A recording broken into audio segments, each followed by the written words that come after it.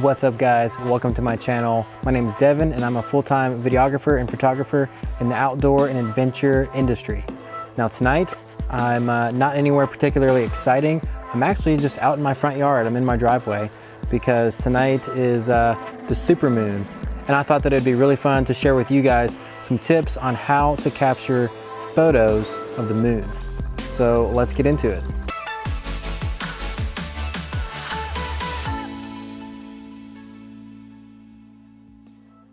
According to Cool Cosmos, Caltech, the moon orbits Earth at a speed of 2,288 miles per hour to 3,683 kilometers per hour. Now, before we get into it, I do recommend that you shoot it on a tripod, but if you don't have a tripod, you can still shoot the moon handheld as well.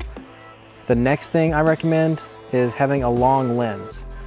This is gonna put you right up as close as possible to the moon. So if you have a kit lens and that's all you have, zoom as far in as you can.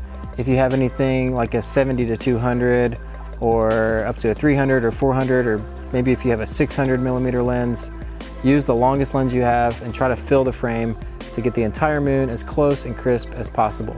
Tonight, I'm shooting on my GH5 and I'm using the 100 to 400 lens, and I'm all the way at 400 millimeters, so I'm as tight in on the moon as I can get. Now, since I'm shooting on the GH5, this definitely comes in handy if you are trying to get closer to the moon, because the crop sensor actually punches in on whatever focal length that you have. So shooting on a 100 to 400 lens on the GH5 with a crop factor of 2, I'm actually shooting at an equivalent of 200 to 800. Next, I recommend setting your aperture to anywhere between f8 and f11. This is gonna keep the whole moon in focus and extremely sharp. Next, I do recommend keeping your ISO as low as possible, but you still wanna properly expose the moon.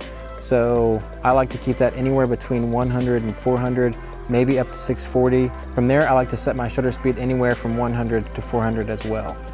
And the last little tip that I want to share with you guys is use either a shutter cable, and that will minimize any vibrations on the camera when you actually press the button, because again, we're shooting at such a long focal range and the moon is so far away and traveling, any movement could cause motion blur and you don't want that in your image.